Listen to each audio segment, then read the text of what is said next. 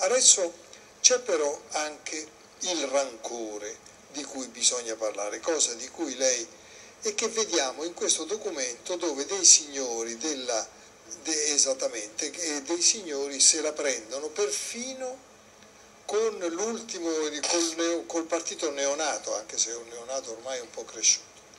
Stato Veneto indipendente, il 20% di tasse spalmate sul nostro territorio vuol dire essere ricchi, non dover più dipendere da nessuno, non dover più campare Roma ladrona, Lega compresa. Lega compresa? Sì, Lega compresa. Perché dice questo? Loro sono il partito più votato in territorio perché stanno vicini alla gente. Ma adesso la gente sta aprendo gli occhi, perché loro è 16 anni che ci fanno dire Padania libera, basta secessione, però sono tutti seduti a Roma, vi sembra che non prendano mica 1.000 euro il mese, ma ne pigliano 25.000 come tutti gli altri.